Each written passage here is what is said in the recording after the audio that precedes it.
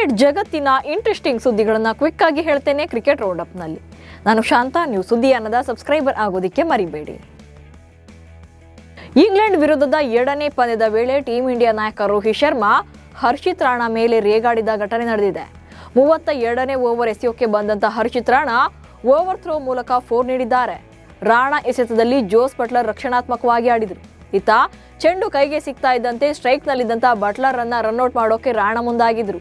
ಆದರೆ ಹರ್ಷಿತ್ ರಾಣಾ ಎಸೆದ ಥ್ರೋ ನೇರವಾಗಿ ಬೌಂಡ್ರಿ ಅತ್ತ ಹೋಯಿತು. ಇದರಿಂದ ಸಿಟ್ಟಾದಂತ ರೋಹಿತ್ ಶರ್ಮಾ ನಿನ್ಗೇನು ಬುದ್ಧಿ ಇಲ್ವಾ ಎಂಬ ಅರ್ಥದಲ್ಲಿ ಹರ್ಷಿತ್ ವಿರುದ್ಧ ರೇಗಾಡಿದ್ದಾರೆ. ಭಾರತ ಹಾಗೆ ಇಂಗ್ಲೆಂಡ್ ನಡುವಿನ 2ನೇ ಏಕದಿನ ಪಂದ್ಯದ ವೇಳೆ ಬಾಲ್ ಬಾಯ್ ವಿಡಿಯೋ ಒಂದು ಭಾರಿ ವೈರಲ್ ಆಗ್ತಾ ಇದೆ. ಬೌಂಡ್ರಿ ಲೈನ್ ಬಳಿ ಫೀಲ್ಡಿಂಗ್ ನಲ್ಲಿದ್ದಂತ ವಿರಾಟ್ ಕೊಹ್ಲಿ ಬಳಿ ಶೇಕ್ ಹ್ಯಾಂಡ್ ಮಾಡೋಕೆ ಬಾಲಕರು ಕೈ ಚಾಚಿದ್ದಾರೆ. ಈ ವೇಳೆ ಕೊಹ್ಲಿ ಇಬ್ಬರು ಬಾಲಕರಿಗೆ ಹಸ್ತಲಾಘವ ಮಾಡಿದ್ದಾರೆ. ವಿರಾಟ್ ಕೊಹ್ಲಿ ಶೇಕ್ ಹ್ಯಾಂಡ್ ಮಾಡಿದ್ದಕ್ಕೆ ಬಾಲಕರು ಸಿಕ್ಕಾಪಟ್ಟೆ ಖುಷಿಪಟ್ಟಿದ್ದಾರೆ. ಇಬ್ಬರು ಬಾಲಕರ ರಿಯಾಕ್ಷನ್ ವಿಡಿಯೋ ಭಾರಿ ವೈರಲ್ ಆಗ್ತಾ ಇದೆ. ರಣಜಿಯಲ್ಲೂ ಕನ್ನಡಿಗ ಸ್ಟಾರ್ ಕ್ರಿಕೆಟರ್ ಕರುಣ್ ನಾಯರ್ ಅಮೋಘ ಬ್ಯಾಟಿಂಗ್ ಪ್ರದರ್ಶನ ನೀಡಿದ್ದಾರೆ. ತಮಿಳುನಾಡು ವಿರುದ್ಧ 2ನೇ ಕ್ವಾರ್ಟರ್ ಫೈನಲ್ ಪಂದ್ಯದಲ್ಲಿ ಟಾಸ್ ಗೆದ್ದು ಮೊದಲು ಬ್ಯಾಟಿಂಗ್ ಮಾಡಿದಂತ ವಿದರ್ಭ ದಿನದ ಅಂತ್ಯಕ್ಕೆ 6 ವಿಕೆಟ್ಗಳನ್ನು ಕಳ್ಕೊಂಡು 264 ರನ್ಗಳನ್ನು ಕಲೆ ಹಾಕಿದೆ. ತಮಿಳುನಾಡು ವಿರುದ್ಧದ ಮಹತ್ವದ ಪಂದ್ಯದಲ್ಲಿ ಕ್ಯಾಪ್ಟನ್ ಕರುಣ್ ನಾಯರ್ ಅಬ್ಬರಿಸಿದ್ರು. ತಾನು ಎದುರಿಸಿದಂತ ಎಸೆತಗಳಲ್ಲಿ ಅಜೇಯ 100 ರನ್ಗಳನ್ನು ಸಿಡಿಸಿದ್ರು. ಈ ಪೈಕಿ ಬರೋಬ್ಬರಿ 14 4 ಮತ್ತು 1 ಸಿಕ್ಸರ್ ಬಾರಿಸಿದ್ರು. ಹೀಗೆ ಕಳೆದ 7 ವಾರಗಳಲ್ಲಿ 7 ಸೆಂಚುರಿ ಸಿಡಿಸಿದ್ದಾರೆ. ರಾಜಸ್ಥಾನ ರಾಯಲ್ಸ್ ತಂಡಕ್ಕೆ ಈಗಾಗಲೇ ಸಂಜು ಸ್ಯಾಮ್ಸನ್ ಕ್ಯಾಪ್ಟನ್ ಆಗಿದ್ರು ಕೂಡ ಬೇರೊಬ್ಬ ಯುವ ಆಟಗಾರರ ಹೆಸರು ಕೇಳಿ ಬರ್ತಾ ಇದೆ. ಕ್ಯಾಪ್ಟನ್ ಸ್ಥಾನಕ್ಕೆ ಯಶಸ್ವಿ ಜೈಸ್ವಾಲ್ ಹೆಸರು ಮುನ್ನೆಲೆಗೆ ಬಂದಿದೆ. ರಾಜಸ್ಥಾನ ತಂಡದ ಕ್ಯಾಪ್ಟನ್ ಸ್ಥಾನ ಸಂಜು ಸ್ಯಾಮ್ಸನ್ ಬದಲಿಗೆ ಯಶಸ್ವಿ ಜೈಸ್ವಾಲ್ಗೆ ನೀಡಲಾಗುತ್ತೆ ಎನ್ನಲಾಗ್ತಾ ಇದೆ. ಆದರೆ ಈ ಬಗ್ಗೆ ಫ್ರಾಂಚೈಸಿ ಯಾವುದೇ ಅಧಿಕೃತ ಮಾಹಿತಿಯನ್ನ ನೀಡಿಲ್ಲ. T20 ಲೀಗ್ನಲ್ಲಿ ಡೆಲ್ಲಿ ಕ್ಯಾಪಿಟಲ್ಸ್ ಫ್ರಾಂಚೈಸಿಯು ಟ್ರೋಫಿ ಖಾತೆ ತೆರೆದಿದೆ. ಈ ಹಿಂದೆ IPLನಲ್ಲಿ ಹಾಗೆ ವುಮೆನ್ಸ್ ಪ್ರೀಮಿಯರ್ ಲೀಗ್ನಲ್ಲಿ ಡೆಲ್ಲಿ ಕ್ಯಾಪಿಟಲ್ಸ್ ತಂಡ ಫೈನಲ್ಗೆ ಪ್ರವೇಶ ಪಡೆದರೂ ಕೂಡ ಕಪ್ ಗೆಲ್ಲೋಕೆ ಸಾಧ್ಯವಾಗಿರಲಿಲ್ಲ. ಇದೀಗ ಡೆಲ್ಲಿ ಕ್ಯಾಪಿಟಲ್ಸ್ ಫ್ರಾಂಚೈಸಿ ಒಡೆತನದ Dubai Capitals international league T20 ಟೂರ್ನಿಯಲ್ಲಿ ಚಾಂಪಿಯನ್ ಪಟ್ಟಕ್ಕೇರಿದೆ. ಸ್ಟಾರ್ ಪ್ಲೇಯರ್ ವಿರಾಟ್ ಕೊಹ್ಲಿ ಮತ್ತು ನಟಿ ಅನುಷ್ಕಾ ಶರ್ಮಾ ದಂಪತಿ ಪ್ರಯಾಗ್ರಾಜ್ನಲ್ಲಿ ನಡೀತಾ ಇರುವಂತಹ ಮಹಾಕುಂಭ 2025ಕ್ಕೆ ಭೇಟಿ ನೀಡಿದ್ದಾರೆ ಎಂಬ ಫೋಟೋಗಳು ವೈರಲ್ ಆಗ್ತಾ ಇವೆ. ಆದರೆ ಈ ಫೋಟೋಗಳು ನಕಲಿ.